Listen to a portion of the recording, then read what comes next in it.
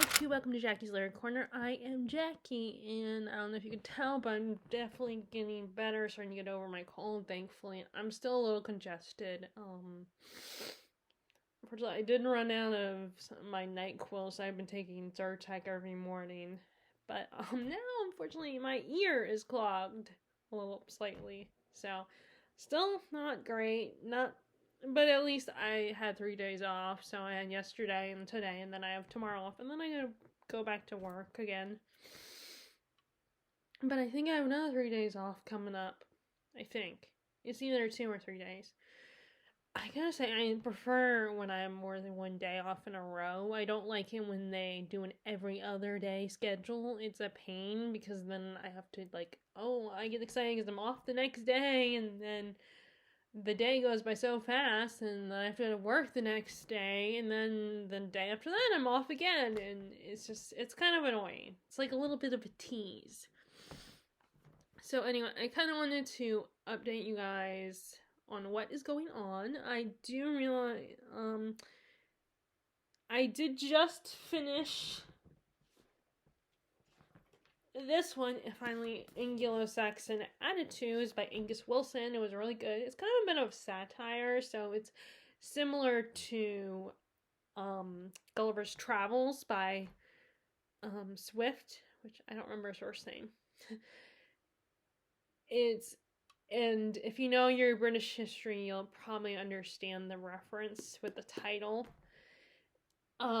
Although I think in one of the reviews on Goodreads, they mentioned in the introduction that Jane Smiley, the woman who wrote the introduction, that it's understandable that Americans don't understand the reference, and it's kind of like it kind of made me roll my eyes a little bit.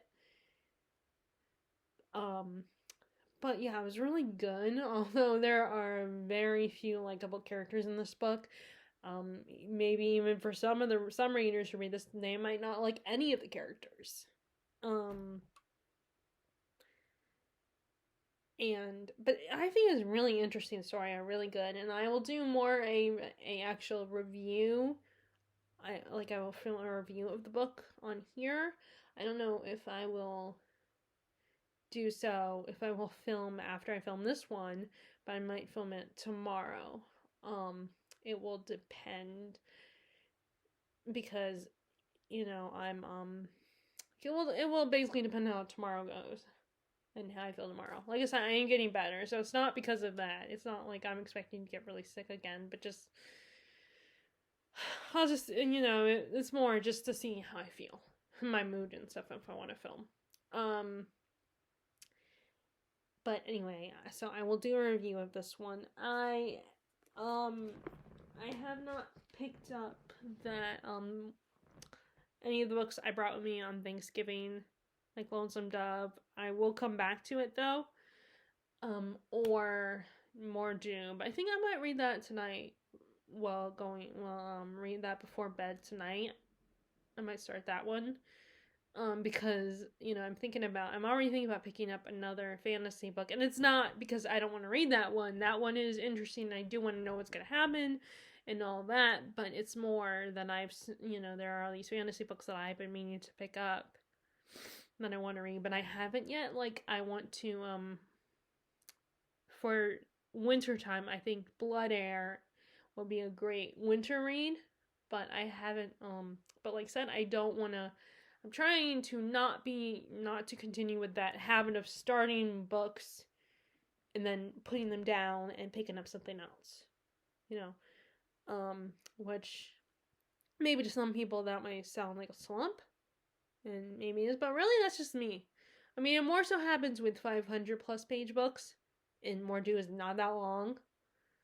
It's just I'm reading a lot of books, and vacations tend to throw me off a little bit because I'm trying to think, oh, what books do I want to bring with me, and I don't want to bring this one, I want to bring this one, and so that vacation time can kind of throw me off a little bit when we're traveling. But anyway, so I might read that tonight. Actually, I will read that tonight. I will start reading Mordu again. I have not picked up Silmarillion again yet.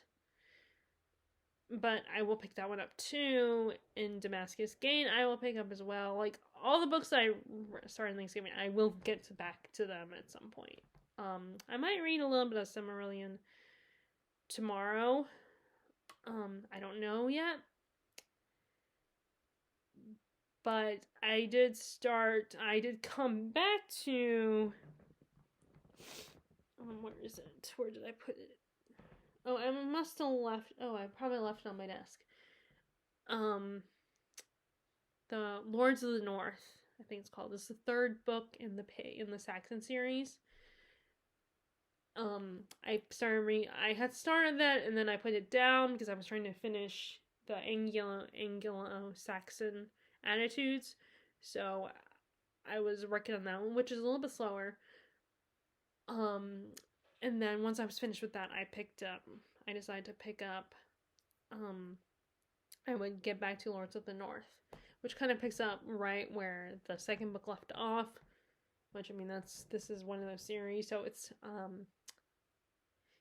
really good. It's really good, so far. I like Uhtred as the main character, as that has not changed. I know I said that last time we talked about the Pale Horseman and the other one, and the first one, and now we, of course, have met some new characters. And once I'm done with the series, I'll have to watch. I know there's a TV adaptation, and then the last couple books I made into a movie, I believe. So I will check that. When I'm done with the series, I'll probably watch the show. Okay, so that's the other book I started reading actually goes with the book haul I wanted to show you guys. First of all, I realized I did not show you I don't think I showed you the books I got last time.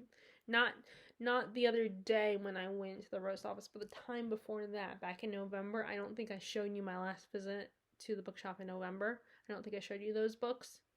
I think I just kept watching other people's book hauls, and then people asking and people saying on their video, oh, tell us what you are currently reading or what you recently bought and stuff. So I listed all those books that I bought in the comments section of some of the videos I watched. So I think that's why I assumed I talked about them in a video, because I've typed them out in the comments section in other people's videos so many times, and I just assume, oh, I must have already talked about them with you guys, but I didn't. So I don't think I did. I mean, so I will show you those, but let me first, so this first book is one that I started reading this evening, and that is The Heart of the Sea, The Tragedy of the Essex Whale Ship, by Nathaniel Philbrick. This was adapted into a movie with Chris Hemsworth. And I don't know who else is in it, the movie adaptation, but this is based on an actual seafaring disaster.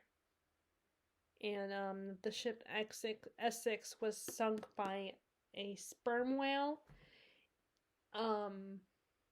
Spoiler. And so this is the real story. So I guess this would be considered non-fiction. And this is also the event that inspired Moby Dick's, Herman Melville's Moby Dick, and especially the climax of that book, which I have not finished that book, but I need to finish that book soon. Unfortunately, that's one of those classics where, like, there are some tedious chapters that talk a lot about whaling that can come off as, if you're not interested in whaling, it can come off as boring. And I think that's kind of what turns people off about that classic. But as Jennifer Brooks said when she read that book for a vlog, if you know what you're getting into, it's really not that bad, of a book.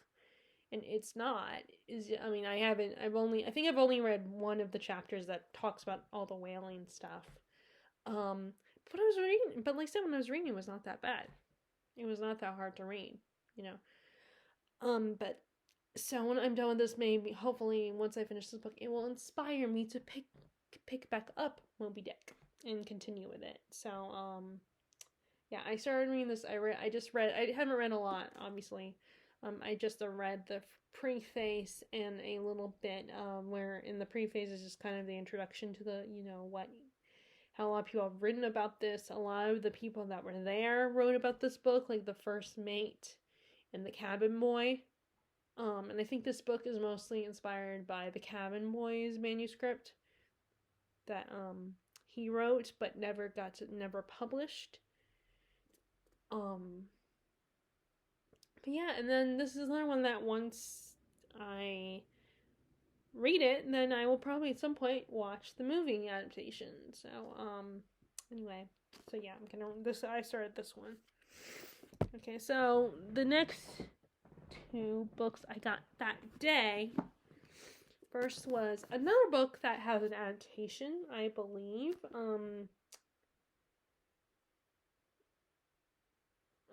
It's The Shipping News by E. Annie Prolox. I actually have another one of her books, the Barkskins, which is a little bit longer. So I know that I always forget her first name, but her channel is Middle of the Book March. For some reason, I always forget her first name. I always tell myself I'm gonna remember her name because I always try to remember the names of each of the booktubers channels I watch, but because they say their names and I see their channel names written down all the time, I'm better at remembering those than their actual names. And but yeah, I know that she has read this author's work, and I think this is the one that she read. This is the book that she read. And like I said, I believe it was adapted. I have to double check on that. But it's this guy who's a newspaper man. His wife cheats on him, and I guess going by the sentence, something happens to her, and he takes him and his daughters across Newfoundland coast, and one of those. It's basically a traveling book where they meet all these different people. Which I have to check because I thought it was the movie. The adaptation was the one with Tom Hanks, but I don't think that's it. Because I don't think that is the adaptation. That's the one that's based on this book. I think that's a different thing. So I have to double check, but I know I've heard this title before, and maybe this will get me inspired to read her other book that I have. But that's one of the goals in next year is to read some of the books that I've purchased from the roast office and also some of the thrift books purchases as well. So, and I said, this is not normally my kind of thing. I mean, I do love historical fiction, but I'm not like, I like certain kinds of historical fiction. And I feel like I don't read a lot of, I do like I don't read a lot of generational stories, but I like the idea of them. So I would like to read more generational stories. And this is kind of one of those. So I'm gonna, I'm gonna read this soon.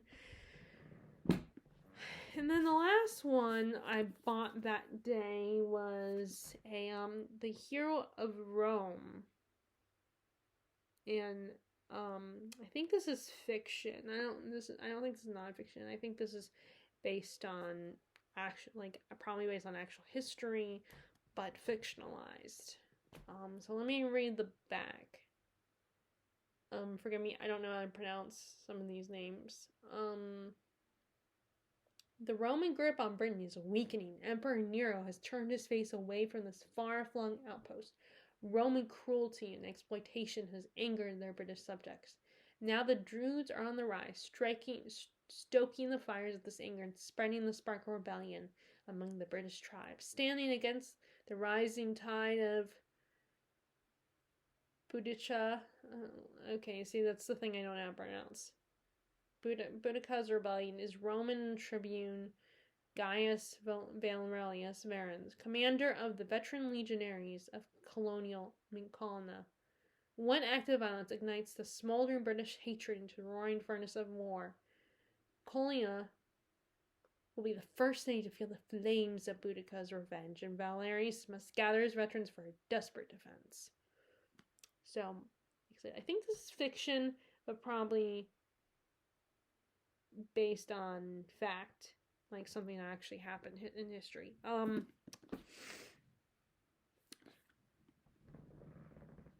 Actually, you know what? I'm gonna read I wasn't going to, but I think I can give you a better idea of the shipping news if I actually read the back of it. So I'm gonna do that. Okay, so this is the back of the shipping news. At 36,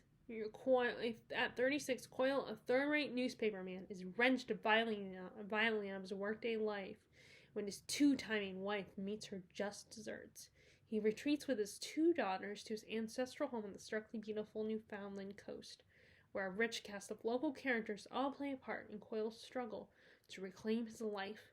As 3 generations of his family cobble up new lives, Coyle confronts his private demons and the unpredictability forces of nature and society. It begins to see the possibility of love without pain or misery.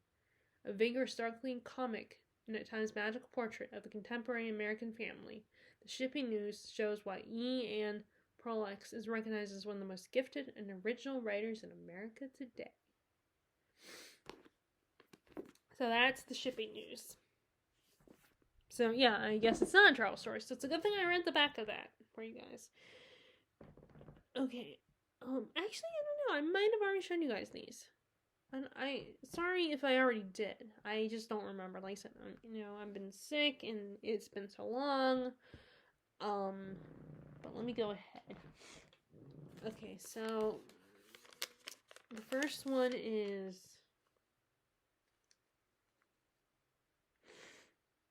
so here's the receipt. Well, that's good. That's good. I still have the receipt. The English Passengers by Nathan Neal. And actually, when I mentioned I was watching a video from Simon of Savage Reads, and I mentioned, that I hauled this book, and he said that he believes that it is a book that his grandmother and mother both love. And that kind of made me feel a little, maybe I should pick this one up sooner rather than later. Okay, so I'm going to read the back. In 1857, on the run from prying British customs men, Captain Illiam Quinlan Keeling and his band of rare rum smugglers from the Isle of Man are forced to put their ship's Sincerity up for charter. The only takers are 2 eccentric Englishmen headed for the island of Tanzania. The Reverend Geoffrey Wilson, who believes the Garden of Eden was located there, and Dr. Thomas Potter, who is developing a sinister thesis about the races of men. And these passengers are only slightly odder than the crew, a diverse and lively bunch better equipped to entertain one another than to steer the Sincerity around Cape Horn across the Indian Ocean. Yet they set sail bound for a thrilling epic romp across the high seas and cultures of the 19th century. Meanwhile, in Tanzania, an Aborigine named Pivay recounts his people's struggles against the invading British, who prove as lethal in their good intentions as they're in their cruelty. As the English passengers approach Pivay's land, their bizarre notions are ever more painfully at odds with the reality. We know a mighty collision is looming.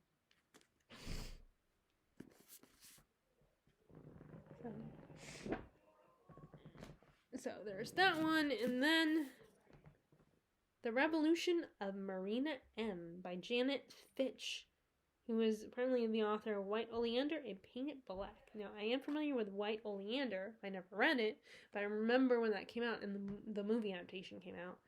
I know that Michelle Pfeiffer was in it, and I do not know who else was. Oh, I think Renee Zellweger was in it as well.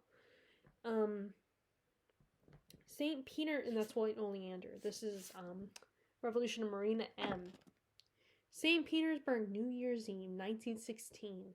Marina Makarova is a young woman of privilege, aching to break free of the constraints of her genteel life. a life about to be upended. Swept up on the tides of the Russian Revolution, Marina will join the marches for workers' rights, fall in love with a radical young poet, and betray all she holds dear before being run and being betrayed in turn. As her country experiences unimaginable upheaval, Marina's own coming of age unfolds, marked by deep passion and devastating loss. Written in lush, powerful prose, The Revolution of Marina M. is the epic story of one ordinary dominable woman's journey through some of the most dramatic events of our era. So I am always looking for, books about modern literature about Russia. I know I keep looking at, there's one book, I can't remember what it's called. I know there's, I'll think of it. I'm not going to even mention it because I don't remember what the book's called. All I know is it is an epic romance that I have thought about getting. I know it's old because it's torn at the bottom a little bit. Okay, so next we have Sally Bowman's The Visitors, which sounds like a science fiction title. Okay, so sent abroad in Egypt in 1922, so the fact that it's in the 20s got my attention. To recover from the typhoid that killed her mother, 11-year-old Lucy becomes swept up in the feverish excitement surrounding the search, for Tutankhamun's tomb. I'm sorry, I don't know how to pronounce that. Again, I'm someone that needs to actually hear it pronounced, hear someone say it. She forms an immediate bond with Frances, the daughter of an American archaeologist. Though, through this friendship, Lucy witnesses firsthand the intrigue, politics, and passion surrounding this quest. Their friendship sustains them throughout childhood, guides them through the classroom colonial society into which they grow up, and takes them into an adult life that promises fulfillment until it veers towards heartbreak. Looking back on her past much later in life, Lucy tells a deeply moving story of love and loss and of mistakes made and incendiary secrets concealed. She reveals the circumstances that lie behind the most celebrated discovery ever made in the Valley of the Kings, a discovery clouded by deception in which triumph swiftly turned to tragedy, a story that mirrors her own, as Lord Carnarvon and the archaeologist Howard Carter forced the desert to yield its treasures, and Lucy reveals the extremes to which people are driven by desire, even when those extremes involve building a life around a lie.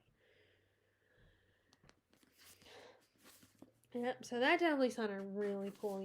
First, the 1920s, and it's set in Egypt and set around an archaeological dig. I really like stories that kind of set around that.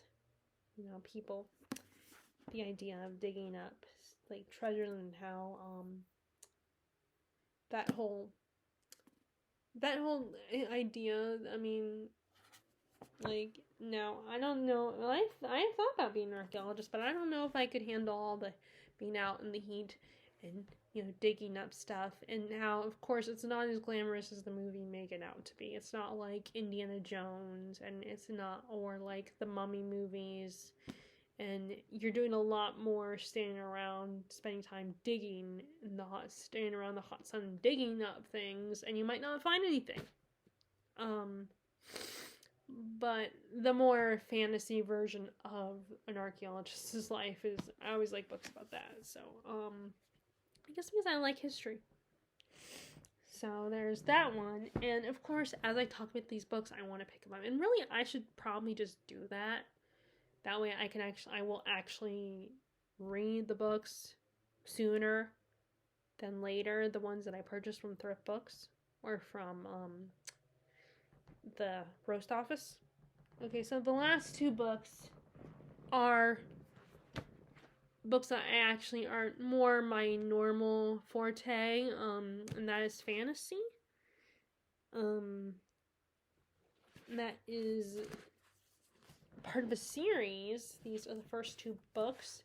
The Forbidden by Laurie Holmes, and The Daughter of Nimna, which is books 2. Now, of course, the title gets me confused with, there's another series with the same, I think the same title, book series title, The Ancestors.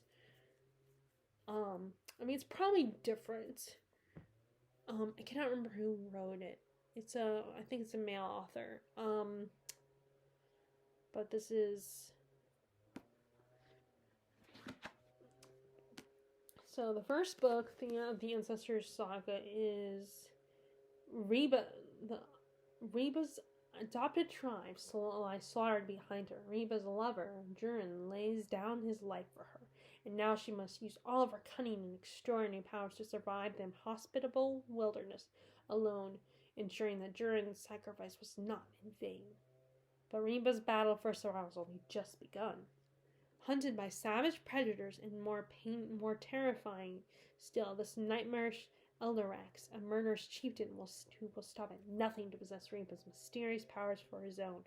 Her very existence becomes life or death, a chase in the pursuit, and a quest to reach the one place that surely offers salvation, and a haven she can call home.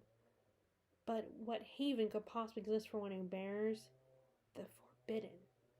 Will Reba find her salvation, or will the crushing loss, hardship, and the burden of carrying the forbidden first destroy her from the inside out?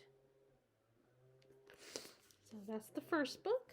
And I guess I can't read you the back of the second book because, unless you read the first book, I can't really tell you what the second book is about. And, I have to be careful too because it might, spoil it for me. But I'm glad I got the first 2 books. See, my problem I notice is when I buy the first book in a series, then sometimes if I don't get the next book right away, I might move on from the book. And it doesn't mean I'm not interested in the series. It's just, there's so many other books out there that I want to read, and if I don't buy the next one right away, then I won't get into the next book, and I might forget about the series and discover a new series. So I am trying to change that. Like, I keep thinking about my next third book's purchase, and I need to still get the second book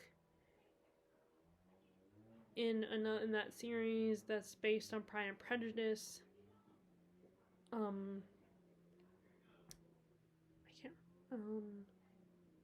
I can't tell what it's called. I'm looking. My shelf is over there, and I can't see I cannot read the title. But that was one where the third book went on sale or something, and I accidentally forgetting that I didn't have the second book. I bought the third book, so I need to get the second book. At least I have the third book though.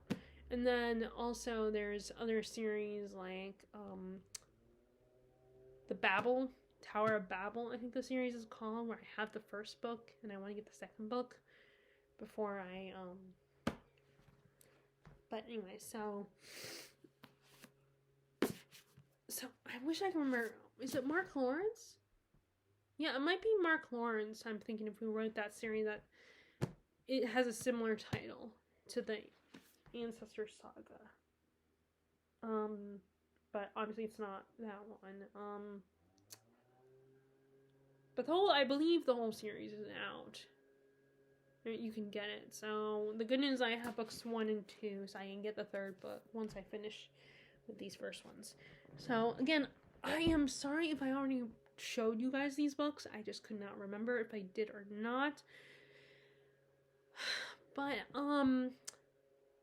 that is what's going on right now. Those are the books I hauled, and then between November and December, and then I had just finished Anglo-Saxon Attitudes, and I did start picking up Lords of the North and Heart of the Sea. So I don't know what I'm gonna do after Heart of the Sea. Like I said, I feel like there's a lot of other books I need to get to.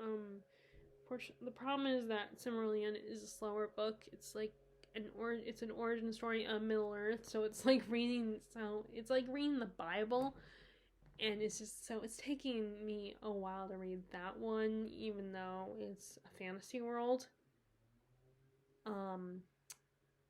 but it's very slow going. And yeah, and the chapters aren't super long, but it's still like it's and there is a lot of there's so many names I have to figure out and how to say them, and it's very slow. And it's kind of also like reading a folk tale.